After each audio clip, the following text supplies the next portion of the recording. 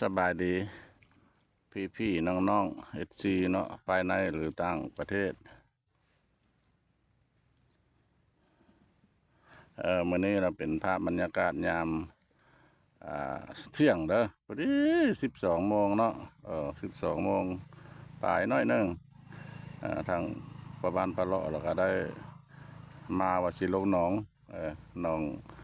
อยู่นี่ล่ะบ้านเล่าหัวหน้าเนาะทางทีมงานบ่าวแปลงเพิ่นโทรว่าเพิ่นมีชาวบ้านเพิ่นสิพาลงหนองก็สิมาแล้วเนาะสิได้หรือบ่ได้แล้วก็ลองเบิ่งนำกันเนาะเอา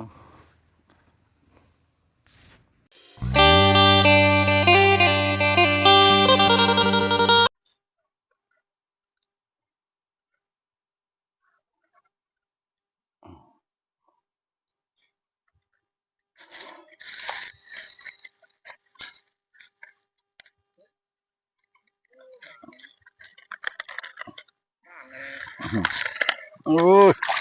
ลงเบิ่งก่อนฮ้อนแดดล่ะ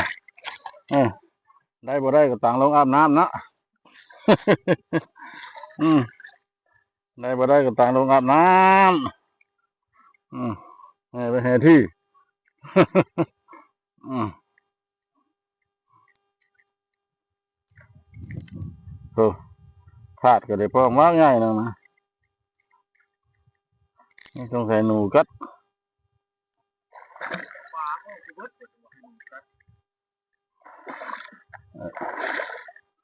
แก้วว่านี่มีอยู่แล้วเนาะแก้วนะมันไกลงั้นโอ้บ่พาว่านแล้วนั่นน่ะมันไกลตะพังนี่แก้วมันก็เข้าสลามนี่แล้วป่าเบิ่งหนองนี่นะหนองเจ้าเพลงเก้าอยู่ลักซี่นะหนองลงเคนพานิวงศ์ป่ากินหญ้าตัวใครชอบนะว่านก็บ่แพง2-3 บาทก็บ่ได้ทึกจักตู่มองแก้ก็บ่ได้มันมีสลามมันป้านพักอย่างพักตะเกะตะกาดพักเกษตรวันนี้วัดมองแก้นั้นมาใกล้ๆกันเข้าไปโคมเบิ่งมาว่าป่านเข้าตุกแตกนั้นมันเป็นเออได้ปลา7-8 ตัวให้สู้ให้เจ้านายเพิ่นกินเด้อ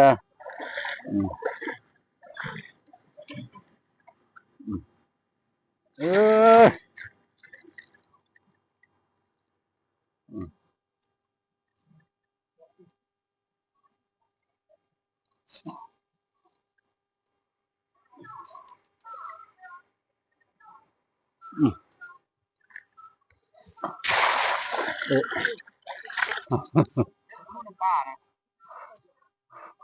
ต่างลงอาบน้ำเนาะ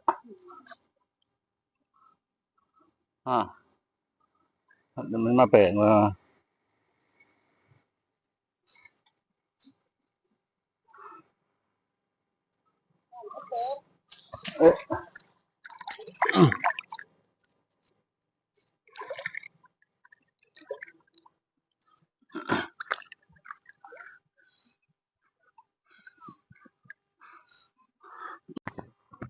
นองก็นองกว้างมันกว้างทั้งเลิกมาแล้วบัดมันมีแห่แต่ที่ด่างนึงมันบ่ทั่วมันวานนี้คือมันละลายอยู่วานแห่2 ด่างนึงมันหักปลาหลายปลาน้อยวานนะประมาณพะเลาะก็ได้อยู่ประมาณ2-3 โลวานนะมื้อนี้มาอีกมาแปลงกี่ตัวแล้วว่ะได้แล้วเพิ่นอันนั้นเมื่อตอนครบตอนครัวละพูละโต2 โตแล้วทางพ่อบ้านพ่อเลาะนะยังบ่ได้จักโตกับบ่าแปลงนะเพิ่นให้แต่อันนั้นนะเพิ่นเนาะลูกบ้านลูกเมืองเพิ่นเฮาแล้วคนนอกเพิ่นบ่ปั่นให้นะเจ้าที่เจ้าทานนี่ก็ได้ เออ